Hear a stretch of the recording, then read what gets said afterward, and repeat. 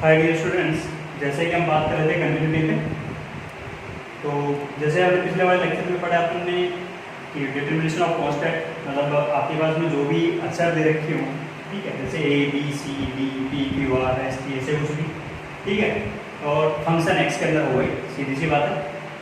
तो कैसे सॉल्व करना है, एक क्वेश्चन अपन कर चुके हैं, उसी बेस पे अपन अपने पास दो क्वेश्चन और कंप्लीट करते हैं। फिर कंपोजिट के लिए मैंने वाला एक को शॉर्टकट पढ़ते हैं अपन, ठीक है, और बताऊंगा कि आपको एफ ऑफ जी एक्स या जी ऑफ एफ एक्स कैसे चेक करते हैं, उसकी लिमिट कैसे चेक करते हैं, कंटिन्यूटी कैसे चेक करते हैं, ठीक है। तो मेरे पहले विद्यार्थियों ध्यान देना, आपको फंक्शन डिफाइन है और बोल रहा है क्या है, एक पर दिख रहा है डिसकंटिन्यूअस है, दो पर भी डिसकंटिन्यूअस है, ठीक है, बट अगले ने क्या बोलते हैं कि एफ एक्स तो क्या है, कंटिन्यूअस है, ठीक है। तो आपको करना क्या है, देखो मेरे प्यारे विद्यार्थियों, सबसे पहले इंपॉर्टेंट चीज क्या होती है, जो भी आपको क्वेश्चन दे रखा है, एक से छोटे में बात कर रहा है, एक से बड़े में बात कर रहा है, एक पे बात कर रहा है, मतलब right hand limit, left hand limit और फंक्शन वैल्यू वही चेक करनी होती है अपने। तो हम बात करते हैं first of all at x equals to 1, तो फंक्शन की वैल्यू कितनी है, तो मेरे प्यारे प्यारे देखो 1 दिख कहाँ रहा है, x इक्वल्स टू 1 इसमें रखा तो अपने पास वैल्यू कितनी होगी कि 1 - 1 कितना हो चुका, b एज इट इज 1 - 1 और प्लस का 3, तो वैल्यू क्या हो चुकी है आपके पास में ऑलवेज थी, ठीक है। 1 - 1 क्या हो चुका 0, 0 into v इक्वल्स टू वापस अपने पास क्या निकलेगा 3। फिर मैं बोलूँगी 1 से छोटे में बात कर लोगी, तो 1 माइनस पे बात की, 1 माइनस पे बात करूँगा तो मेरे पास क्या रहेगा, कौन सा फंक्शन डिफाइंड है 1 माइनस के लिए, तो 1 प्लस एक। फिर हम बात करते हैं एफ ऑफ 1 प्लस के, एक से ज़्यादा पे क्या चल रहा है, तो एक से ज़्यादा पे यही चल रहा है अपने पास, तो वैल्यू कितनी आ रही है आपके पास में। तो मेरे प्यारे विद्यार्थियों, right hand limit, left hand limit और फंक्शन की वैल्यू इक्वल हो गए तो ही क्या होंगे, फंक्शन को संतत या कंटीन्यूअस। अच्छा, कंटीन्यूअस की बात करते हो तो आपके पास में क्या दिख रहा है कि 1 + a इज इक्वल्स टू 3, किसी भी एक को इक्वल किया तो 1 + a equals to 3, then a equals to 3 - 1 equals to क्या हो चुका, तो a की वैल्यू कितनी आ रही है आपके पास में 2 आ रही है। अच्छा, ऐसे जैसे अपने 1 पे बात किया, 1 पे अपने को दो फंक्शन डिफाइन किया अलग अलग, सेम वही लॉजिक कहाँ लगाएंगे कि एट x इक्वल्स टू 2, तो ऊपर देख लेते हैं, ऊपर बात करेंगे तो अपने पास f ऑफ 2 की वैल्यू कितनी आ रही है, तो इक्वल कहाँ चल रहा है, इस वाले पार्ट में इक्वल चल रहा है, तो रख देते हैं कि b 2 to the 4 - 2 2 + 3, तो वैल्यू आ गई आपके पास में 2b + 3। तो मेरे प्यारे विद्यार्थियों, 2 प्लस पे और 2 माइनस पे बात कर लेते हैं, तो f ऑफ 2 माइनस पे बात करो तो सेम यही आ जाएगा कि 2b + 3। जब f ऑफ 2 प्लस पे बात करेंगे तो फंक्शन डिफाइंड डेफिनेशन ही चेंज होगी कि 2 से ज़्यादा में तो ये है, ठीक है, तो कितना हो गया भैया आपके पास में 4 + 2b। अब मेरे प्यारे विद्यार्थियों, मैंने बोल रखा है कि 2 पर तो कंटिन्यूस होना चाहिए, तो 2 पर कंटिन्यूस होना चाहिए, तो 2b + 3 इज इक्वल्स टू, दो तो इक्वल है, एक इक्वल नहीं है, तो इसको 4 + 2b। अब मेरे प्यारे विद्यार्थियों, आपको पता है 2b से 2b कैंसिल आउट हो गया, 3 इज नॉट इक्वल्स टू 4, ये 3 4 के बराबर तो थोड़ा हो सकता है। इसका मतलब आपके पास में फिर b की वैल्यू क्या होगी, ठीक है, a की वैल्यू तो आपके पास में कुछ निकल के आ रही है, ठीक है, तो a की वैल्यू जब जैसे पुट करोगे आप, सपोज, ठीक है, किसी को करना है कैसे समझना ज़्यादा जरूरी है। 2 रखा मैंने, तो आपके पास में एक से छोटे पे तो हमेशा ही कंटिन्यूअस है क्योंकि एक अलजेब्रिक फंक्शन है। एक से बड़े पे बात की मैंने, तो b की तो वैल्यू डिफाइंड ही नहीं होगी, ऊपर से भी नहीं पता चल रहा, नीचे से भी पता चल रहा, तो b की ऐसी कोई वैल्यू पॉसिबल है क्या, ठीक है। तो b, अब मैं बोलूँ कि b को क्या वेरिएबल में ले लें, क्या पता कंटिन्यूअस हो जाए। सपोज मैंने b इक्वल्स टू 1 ले लिया, सपोज मैंने b इक्वल्स टू 1 ले लिया, 1 लिया, क्या फायदा होगा, 1 into 0 जितनी बार भी करोगे आप 1 पे या फिर 2 पे, आपके पास में कुछ ना कुछ तो वैल्यू बढ़ के आएगी, सही है कि। अच्छा, तो इसका मतलब 3 इज नॉट इक्वल्स टू 4 चल रहा है, तो फिर b बिलोंग्स टू क्या हो गया है आपके पास में real, b belongs to real. अच्छा, अब ये b बिलोंग्स टू रियल सही है कि गलत है, उसको ट्राई करना है, तो उसी के लिए मैंने क्या बोला कि b इक्वल्स टू 1 रख के देखा, तो मेरे पास ऊपर वाले में तो कोई दिक्कत नहीं होगी, क्यों नहीं होगी, ऊपर वाले में कोई भी दिक्कत नहीं होगी क्योंकि b की वैल्यू आप 1 रखोगे, 2 रखोगे, -1 रखोगे, -2 रखोगे, ये हमेशा ही क्या देगा 2 देगा, समझ गए। फिर नीचे वाले पे गया तो नीचे वाले पे देखो मैं b बिलोंग्स टू डी रख रहा हूँ, सपोज कर रहे कि अज्यूम कर रहा हूँ, मान रहा हूँ कि b बिलोंग्स टू सपोज डी रहा हो, क्योंकि 3 तो 4 के बराबर नहीं हो सकता, क्योंकि b कितना चल रहा है, इसी के लिए मैं b यूज टू 1 रखता हूँ सेकंड वाले में, तो 1 4 2 अगेन b पे रहना है बस, प्लस का 3 इज इक्वल टू कितना हो चुका आपके पास में 3 to 5 आ रहा है फंक्शन के लिए, सेम ये भी कितना आएगा 5 आएगा इसकी लेफ्ट हैंड लिमिट, फिर मैं राइट हैंड लिमिट पे गया तो वैल्यू कितनी होगी b इक्वल टू 1 रखोगे, 4 प्लस 2 इंटू 1 आगे कितना हो चुका 6, ये तो कंटिन्यूस ही नहीं आ रहा, सही है। तो b अब मैं b को तो रियल नहीं हो सकता, ठीक है, तो फिर मैं क्या बोलूँगा b does not exist, b does not exist, b की तो ऐसी कोई वैल्यू पॉसिबल ही नहीं, ठीक है। तो मेरे प्यारे विद्यार्थी ध्यान यही देना था आपको कि आप यहाँ पर किसकी वैल्यू निकाल सकते हो, ठीक है। अगले तो बोला है then the value of a and b। अच्छा अब एक चीज तो b डज नॉट एग्जिस्ट है, तो फिर मैं a के बारे में कमेंट कैसे कर सकता हूँ, b की वैल्यू जब मुझे पता ही नहीं है, ठीक है, क्यों, क्योंकि b की वैल्यू अगर आपने चेंज की तो यहाँ पे थोड़ा सा ध्यान दो मेरे प्यारे विद्यार्थियों, जब b की वैल्यू यहाँ चेंज करूंगा तो ये 1 पे भी तो डिफाइंड है, आपने तो सही किया है, क्वेश्चन आपने सही किया है, आपने वैल्यू 2 निकाल के लेके आए हो आप, उसमें कोई डाउट नहीं, बट आपको ध्यान ये देना था कि सर आपने जैसे b की वैल्यू आप चेंज करते हो तो ये तो 1 पर और 1 माइनस पर इसकी तो वैल्यू चेंज होगी ना, भाई 1 प्लस और 1 माइनस पर इसकी वैल्यू क्या होगी, चेंज होगी। अब चेंज होगी तो फिर मैंने ध्यान दिया कि अंदर अपने पास 1 प्लस और 1 माइनस रखता हूँ तो इसका तो कोई फर्क ही नहीं पड़ रहा, इसका मतलब b डज नॉट एग्जिस्ट है कि b की वैल्यू हमें पता ही नहीं है, तो फिर हम a की वैल्यू कैसे फाइंड आउट कर रहे हैं, सही है कि। तो मेरे प्यारे विद्यार्थियों आपको यही ध्यान रखना था कि आपके पास में a और b की वैल्यू क्या है, तो जब मैं बोलूँगा कि a इक्वल्स टू 2 है दैट्स फाइन, ये एकदम सही बात है, बट मेरे को जब b का पता नहीं है, b का पता नहीं है तो आपको ये पता करना था कहाँ से, नीचे वाले दो फंक्शन में आपके पास में 2 पर ही अपने पास परिभाषित चल रहा था, तो 2 पर चेक किया, चेक करने पे मुझे पता चला कि b की वैल्यू सपोज मैंने रियल ली, चेक की, चेक करने पे मुझे क्या था ये तो कुछ भी हो सकती है, ठीक है। फिर मैं बोल रहा हूँ कि b की वैल्यू ऐसी एग्जिस्ट नहीं कर रही, तो फिर फंक्शन कंटिन्यूस कैसे हो गया, b की तो ऐसी वैल्यू कोई एग्जिस्ट करती ही नहीं है, ठीक है, करती नहीं है, तो इसका मतलब क्या होता है b की वैल्यू नहीं बता सकते, a की वैल्यू कितनी बता सकते हैं अपन 2। तो मेरे प्यारे विद्यार्थी थोड़ा सा क्वेश्चन भी लॉजिकल क्वेश्चन है, ट्रिकी क्वेश्चन है, ऐसे क्वेश्चन बहुत ज़्यादा आते हैं जेईई मेंस वाले पेपर में, ऐसे क्वेश्चन बहुत ज़्यादा आते हैं, तो मेरे प्यारे विद्यार्थियों क्वेश्चन को सॉल्व करने की कोशिश जरूर करना, ठीक है।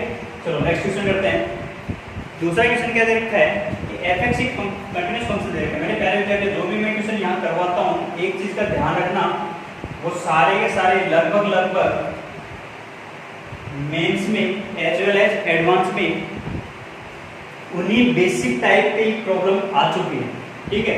तो आप ये ध्यान रखो कि जितने भी क्वेश्चन सोल्व करो उसका कंसेप्ट पकड़ने की कोशिश करना कि सर ने ये क्वेश्चन यहाँ क्यों करवाया, ठीक है, क्योंकि इंपॉर्टेंट चीज़ वो है। आप देखते हो कि क्वेश्चन तो बहुत सारे होते हैं, ठीक है, और हर एक लेक्चर में आप बहुत सारे क्वेश्चन नहीं कर सकते, बट एक परफेक्ट क्वेश्चन का मैच देखोगे तो आपको वैसे ही उसी से रिलेटेड क्वेश्चन आपको मेंस में एडवांस में मिलने वाले हैं, ठीक है। तो आप जैसे जैसे मैं क्वेश्चन करता हूँ वैसे उसी टाइप के क्वेश्चन आप करने की सोल्व करने की कोशिश किया हुआ है, ठीक है। चलो नेक्स्ट क्वेश्चन देखते हैं क्या दे रखा है। अगले ने बोला है क्या है कि कंटीन्यूअस फंक्शन, ये तो बोल दिया कि f(x) क्या है, एक संतत फलन है।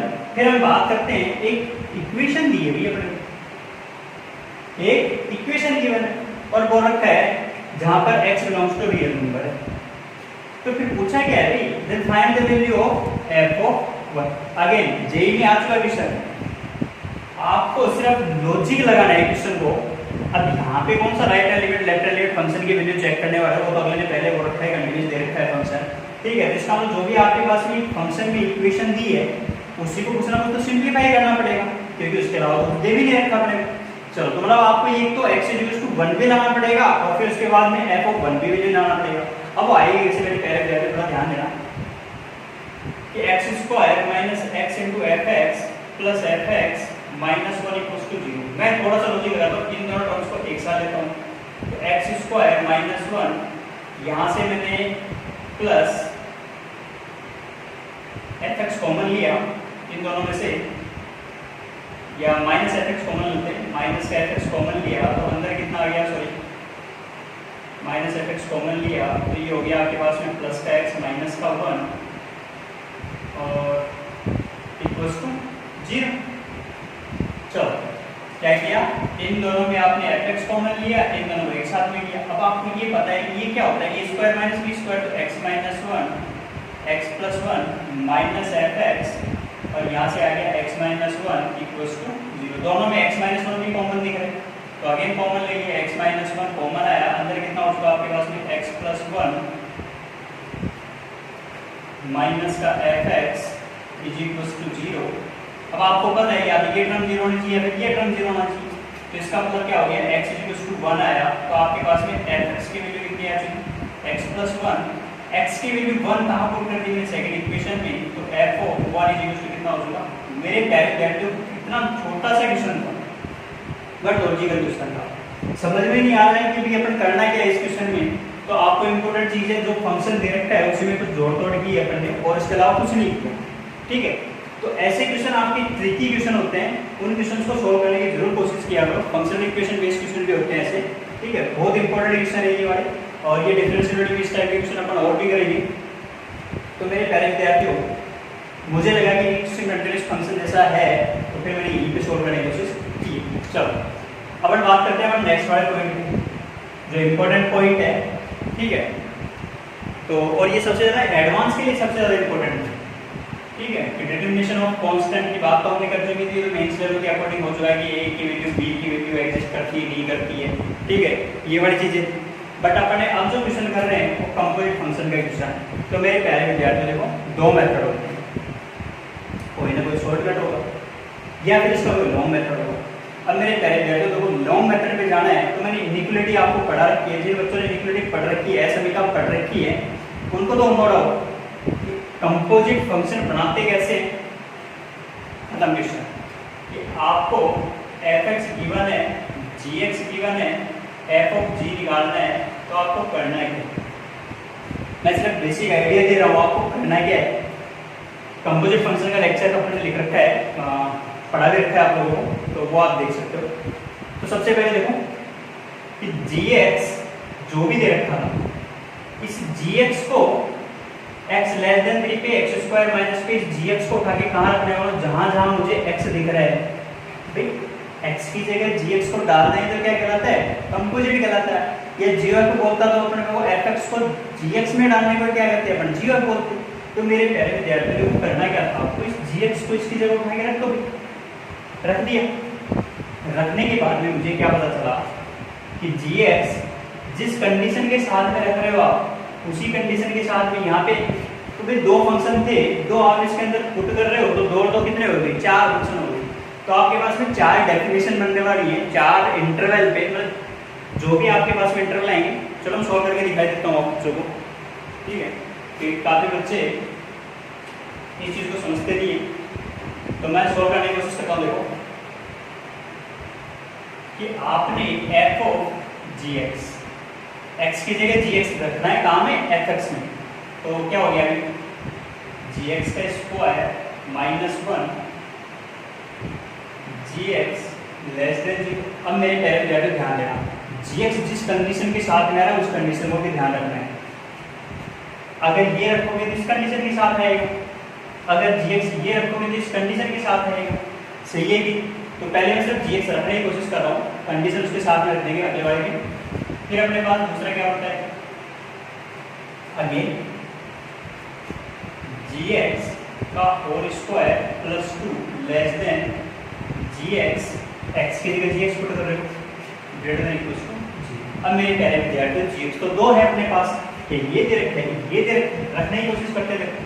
तो कंपोजिट फंक्शन क्या बन रहा है, ये जिन बच्चों को पहले नहीं समझ रखा हो तो वो समझ सकते हो कि gx रखा मैंने कौन सा, एक्स स्क्वायर माइनस 1 वाला, तो एक्स स्क्वायर माइनस 1 का होल स्क्वायर माइनस 1, gx कितना था, x square minus 1 less than 0। अभी कंडीशन किसके साथ में था, x लेस देन 3 के साथ में, तो यहाँ लगाओगे एंड मतलब इंटरसेक्शन और x लेस देन 3।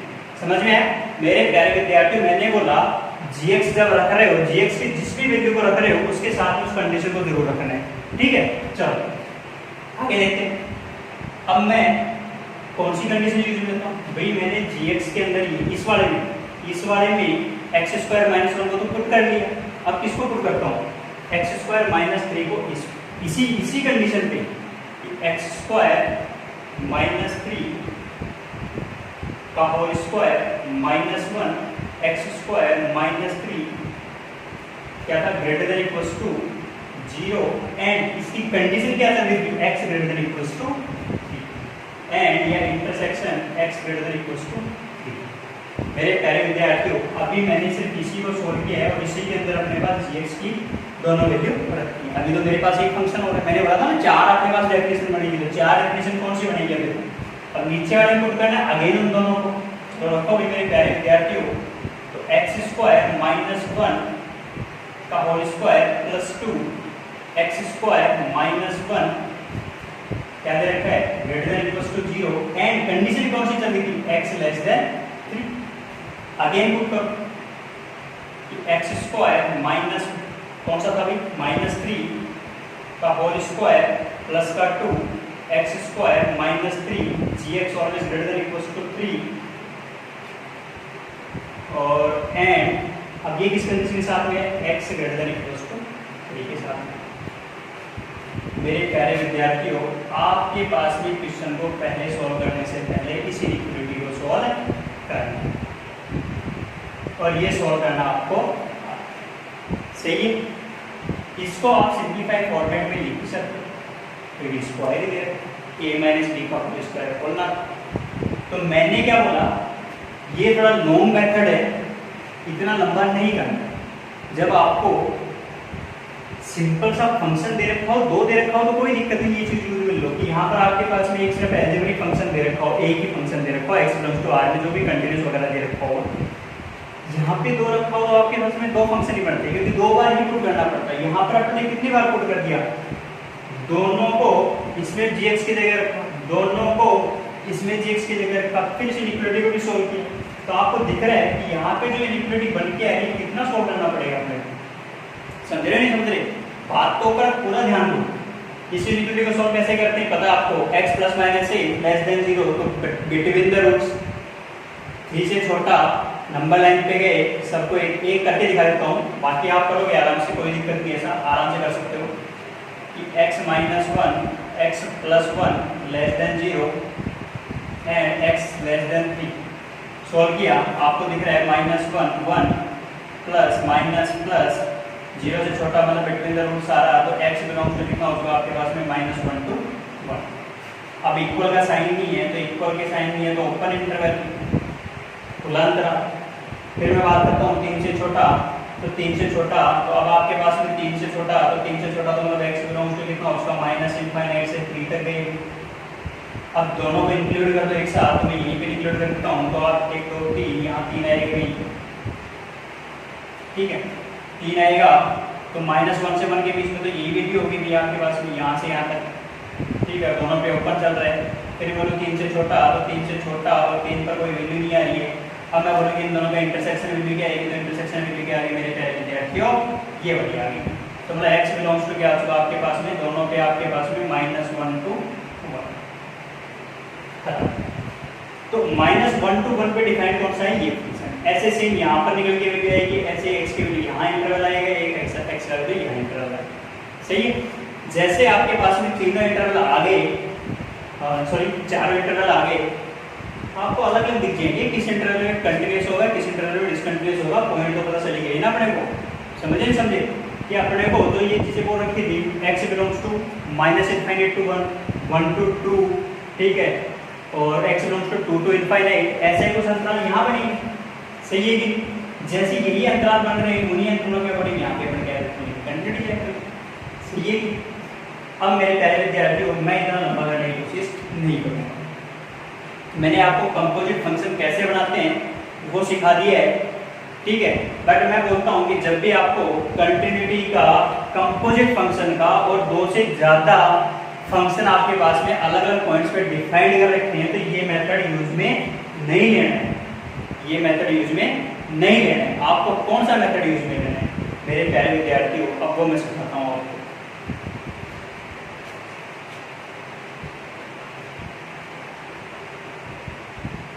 तो ध्यान क्या देना है सबसे पहले देखो, वो मैंने नोट में बोला था आपको, एक नोट दिखता है साइड में, to check continuity of f of g x या g of f x consider all points, वो सभी बिंदु लो जहां पर जी एक्स क्या चल रहा हो, असंततिया डिसकंटिन्यूअस चल रहा हो। जी एक्स क्या चल रहा हो, जिन पॉइंट्स पर जी एक्स की डेफिनेशन या परिभाषा चेंज हो रही हो उन पॉइंट्स को लो। पहली बात ये बोली है। फिर क्या बोला है, then check at that point where gx takes the value at which fx, फिर gx ऐसी कौन सी वैल्यू लेता है, मतलब रेंज लेता है जहां पर fx क्या दिखा रहा हो, डिसकंटिन्यूअस। समझे नहीं समझे? सबसे पहले क्या देखना है, gx को कहां दिक्कत मतलब डिसकंटिन्यूअस, gx को कहां दिक्कत है, और फिर gx ऐसी कौन सी वैल्यू ले रहा है, मतलब रेंज ऐसी कौन सी ले रहा है जहां पर fx को दिक्कत है। समझे? इस बात को ही यूज में अपने को लेना है। बेसिक सा क्वेश्चन है, कुछ दिमाग नहीं लगाना, आइडिया अगर आपको समझ में आएगा तो ये क्वेश्चन कुछ भी नहीं। ठीक है, तो ध्यान दो कैसे करते हैं। पहले फंक्शन पे गए, gx दे रखा है आपको, देखो क्या बोला है, 3 से छोटे पे 3 से बड़े पे ये दो डेफिनेशन दे रखी थी। Right hand limit left hand limit निकालूंगा तो मुझे डायरेक्ट पता है कि आपके पास में ये डिसकंटिन्यूअस फंक्शन है। समझे नहीं समझे? 3 रखो, 9 - 3 कितना उसका 3, 3 प्लस रखो, फिर वापस कितना हो गया 9 - 3 = 6, 6 आ गया। 3 प्लस पे भी और 3 पे भी फंक्शन की value plus right hand limit दोनों पे वैल्यू आएगी 6। फिर मैंने 3 माइनस पे बात की, कितना हो गया 3 3 जा 9, 9 - 1 8। क्या तीनों इक्वल है? नहीं, ये तो डायरेक्ट ही बोल रखा है 3 पे डेफिनेशन चेंज है भाई। जब 3 पे डेफिनेशन चेंज है तो फिर इसका मतलब gx को तो दिक्कत ना थी, x बराबर 3 पर दिक्कत थी। चलो मान लिया कि 3 पर उसको दिक्कत। फिर बोला है कि फिर अपने को कंपोजिट बोल रखा है, मतलब जब इसको उठा के इधर ही रखना था, ठीक है, तो 3 पर इसको दिक्कत थी, तो फिर g ऑफ 3 रखोगे, g ऑफ 3 रखोगे या 3 प्लस या 3 माइनस, तो वो जाएगा कौन से में? 3 प्लस की बात करोगे ये वाला आएगा, 3 माइनस की बात करोगे तो भी ये वाला आएगा। समझने की कोशिश करना। 3 रखोगे कहां पर, यहां पर g ऑफ 3, ठीक है, g ऑफ 3 रखा, कोई ना कोई वैल्यू आई होगी, वो जैसे पता है आपको। फिर उस पॉइंट पे g ऑफ 3 रखा मैंने, तो कितनी वैल्यू आई थी इसकी 6, इस पे वैल्यू कितनी आई 6। अब इस 6 पे बात करते हैं, इसके लिए फंक्शन के लिए 6 पे मैं बात करूंगा तो f ऑफ 6 की वैल्यू कितनी है, तो 6 कहां दिख रहा है, इसमें डिफाइंड है कि इसमें डिफाइंड है 6। ये तो 0 से छोटे वाली वैल्यू नेगेटिव वैल्यूज है, ये 0 से बड़ी वाली वैल्यूज, इसका मतलब 6 तो इसके अंदर आ रहा है। जब 6 इस पे आएगा तो 6 प्लस लिखो, 6 माइनस लिखो, 6 लिखो, ये तो हमेशा ही क्या देगा, कंटिन्यूअस। क्या देगा, कंटिन्यूअस। समझे इस चीज को? चलो फिर मैं बात करता हूं 6, इसकी बात की अपन। अब ध्यान दो, अगले ने बोल क्या रखा है, एक्सटेंडिंग टू 0। अगले ने क्या बोल रखा है, एक्सटेंडिंग टू 0। तो फिर मैं बात किसकी करूंगा, 0 की बात करूंगा। अब 0 कहां चल रहा है, इसके अंदर चल रहा है। समझे? ये तो मैंने आपको बेसिक आइडिया बताया अभी तक, ठीक है, कि दिक्कत कहां थी उसके अकॉर्डिंग चलना था अपने को। बट यहाँ क्या दे रखा है, लिमिट तो ये दे रखी है, लिमिट तो ये दे रखी है कि लिमिट एक्सटेंडिंग टू 0। अब इसके बारे में बात करो तो मेरे प्यारे विद्यार्थियों, जो चीज x के लिए बोल रखा है उसी के अकॉर्डिंग चलते हैं, फंक्शन को उसी के अकॉर्डिंग देते हैं, क्या दिक्कत है। चलो देखो करोगे कैसे अपने क्वेश्चन को, कि limit extending to 0 f of gx, मैंने बात की x टेंडिंग टू 0, gx के अंदर 0 कहां है, 3 से छोटी वैल्यूज में तो 0 आएगा, 0 यहाँ है। अब 3 से छोटी वैल्यूज में वैल्यू रखी मैंने, तो 0 रखूंगा तो वैल्यू कितनी आ गई, माइनस। समझे? तो आपके पास में वैल्यू कितनी आ गई, g ऑफ 0 की वैल्यू कितनी आ गई, माइनस। थोड़ा सा ध्यान देना, x की वैल्यू 0 रखी, कहाँ नहीं रखा था वो देखा हमने। तो 3 से छोटे में आपके पास 0 आता है, तो वहां पे अपने पास g ऑफ 0 की वैल्यू कितनी आ चुकी? -1। अब मैं क्या चेक करूंगा, क्या इस -1 पे f को दिक्कत है क्या? अब -1 पे f को दिक्कत है क्या? रखा भी -1 का स्क्वायर, क्योंकि भाई -1 तो 0 से छोटे में आएगा ना, तो -1 का स्क्वायर क्या 1, 1 - 1 कितना हो चुका? 0। तो मेरे प्यारे विद्यार्थी ये वैल्यू कितनी आ चुकी? वैल्यू किसकी आई? f ऑफ g ऑफ 0 की वैल्यू कितनी आ चुकी है आपके पास में? 0। समझ गए? अच्छा, मतलब आपको पूरे क्वेश्चन पे नहीं चलना है, आपको जैसा बोल रखा है वैसे ही क्वेश्चन को सॉल्व करना है। तो इसका मतलब आपके पास में जब ये g0 की वैल्यू -1 प्लस होती, ध्यान दो क्या बोला मैंने, -1 प्लस होती या -1 माइनस होती, right hand limit at x = -1, left hand limit at x = -1। समझे? ये क्या है? x = -1 पर राइट हैंड लिमिट, और ये क्या है? x = -1 पर लेफ्ट हैंड लिमिट। समझे? तो इसका मतलब क्या था, ये भी तो चेक कर सकता था मैं। ये जब मैं चेक करूंगा तो मेरे प्यारे विद्यार्थियों 0 से छोटे में -1 प्लस पे लिखो, -1 पे लिखो, -1 की पावर -1 पे लिखो, सॉरी -1 की पावर माइनस पे लिखो, मतलब लेफ्ट हैंड लिमिट पे लिखो, वैल्यू तो यही रहने वाली है। यहाँ तो क्या दे रखा है? फंक्शन कंटीन्यूअस दे रखा है, सीधा सा लॉजिक। लिमिट ही पूछा तो लिमिट ही बता सकता था डायरेक्ट इस पे, वो कितनी है लिमिट आपके पास में? 0। कि जब x goes to 0, x 0 की तरफ जाता है तो f of gx कहाँ जाता है? 0 की तरफ। इतना बेसिक है। Right hand limit, left hand limit check की तो भी वैल्यू वही आएगी। समझ गए? चलो अब बात करते हैं मेरे प्यारे विद्यार्थियों सेकंड क्वेश्चन। सेम लॉजिक, एक क्वेश्चन आपके लिए होमवर्क के लिए दूंगा कि आपको वो पढ़ना है। चलो मैं अगला बताता हूँ। अगले ने बोला है x टेंडिंग टू 3 पे बात करो। चलो 3 पे बात करूंगा तो 3 पे तो इसको दिक्कत है। 3 पे बात करूंगा तो भी limit x tending to 3 f of g of x ये था। तो gx को दिक्कत कहाँ थी? gx को भाई 0 पे तो दिक्कत नहीं ली ना, तो वो तो अपने आप ही कंटिन्यूअस दे दिया और फंक्शन की वैल्यू भी दे दिया। बट जब मैंने बात की किसकी? 3 की, तो 3 पे तो डेफिनेशन चेंज हो रही है, तो मतलब दोनों चेक करनी पड़ेंगी। मतलब आपको राइट और लेफ्ट लिमिट की वैल्यू चेक कर दो। तो इस पे मैं बात करूंगा, जब मैंने लिखा 3 प्लस, इसकी बात कर रहे हैं राइट हैंड लिमिट की और एक लेफ्ट हैंड लिमिट की। जब मैंने 3 प्लस पे बात की तो g ऑफ 3 प्लस की वैल्यू देखो कितनी है? 3 प्लस कहाँ है इसके अंदर? 3 3 जा 9, 9 - 3 कितना हो चुका वैल्यू? 6। g ऑफ 3 प्लस की वैल्यू कितनी आ गई? 6। तो मेरे प्यारे विद्यार्थियों अब ये 6 3 प्लस पे बात की है, तो f के अंदर भी किस पे बात करोगे? 6 प्लस पे बात करोगे। और 6 प्लस पे बात करूंगा तो आपको मेरे प्यारे विद्यार्थियों 6 प्लस कहाँ दिख रहा है? इसके अंदर दिख रहा है। कितना हो गया अभी आपके पास में? 38। सही है कि नहीं? 3 प्लस पे फंक्शन ये था, समझ गए? तो आपके पास में 3 प्लस पे जब 6 वैल्यू आई है तो ये 6 है कहाँ? किसके लिए? x की तरह ट्रीट कर रहे हैं ना, कहाँ पर? fx वाले फंक्शन के लिए। तो कहाँ रखा? इसी के अंदर रखूंगा। क्यों? क्योंकि ये वैल्यू कहाँ चल रही है? इसी के अंदर। 0 से तो बढ़ा ही है ना 6, तो 0 से तो बढ़ा ही है, तो इसी के अंदर रखो। तो कितना हो गया? 38। चलो फिर मैं बात करता हूँ 3 माइनस पे, लेफ्ट हैंड लिमिट 3 माइनस पे बात करूंगा तो मेरे पास फंक्शन कौन सा डिफाइंड है मेरे प्यारे विद्यार्थियों? पहले 3 माइनस पे फंक्शन ये डिफाइंड है। तो 3 3 स्क्वायर -1 तो कितना हो चुका? 9 8, ये 8 आ चुका।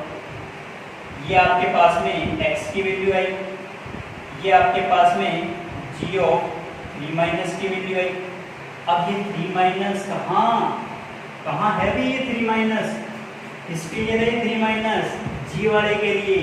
जी वाले पे वैल्यू कितनी निकली 8, तो यहाँ पर भी मैं क्या करूँगा फंक्शन अब fx के लिए तो 8 माइनस के बाद करूँगा।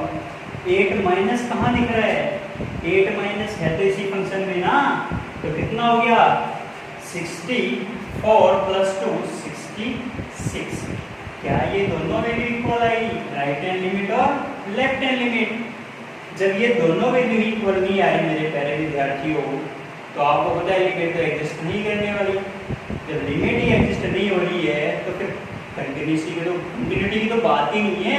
राइट हैंड लिमिट और लेफ्ट हैंड लिमिट दोनों ही क्या हो चुके हैं आपके पास में इक्वल नहीं है। इक्वल नहीं तो फंक्शन की वैल्यू निकालने से पहले आप चाहो तो फंक्शन की वैल्यू निकाल सकते हो, कोई दिक्कत नहीं है, सेम लॉजिक लगाना है। बट यहाँ पे अपने को डायरेक्टली क्या दिख गया ये तो फंक्शन क्या है एक डिसकंटिन्यूअस फंक्शन है। तो सेम लॉजिक से मेरे प्यारे विद्यार्थियों ये आपके लिए होमवर्क दे रखा हूँ, तीसरा क्वेश्चन दे रहा हूँ कैसे करना है, बेसिक सा आइडिया मैंने आपको बता चुका है। क्वेश्चन एकदम इजी है, इससे ज़्यादा शॉर्टकट और कोई नहीं सिखा सकता, ठीक है।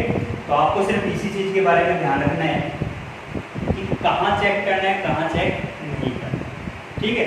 तो मेरे प्यारे विद्यार्थियों आपका कंपोजिट फंक्शन बेस पे डिटरमिनेशन ऑफ कांस्टेंट और जितने भी थे ये आपका लास्ट पॉइंट था।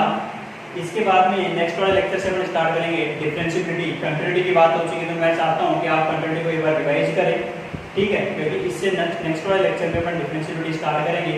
वहाँ पर भी आपके पास में बार बार लिमिट ही आएगी, तो मैं बार बार एक ही चीज़ को रिपीट करता रहता हूँ कि लिमिट सीख लो लिमिट सीख लो। लिमिट सीख ली आपको क्या लग जाएगी कंटिन्यूटी आने लग जाएगी, कंटिन्यूटी आने लग गई तो डिफरेंशिएबिलिटी भी आएगी, ठीक है।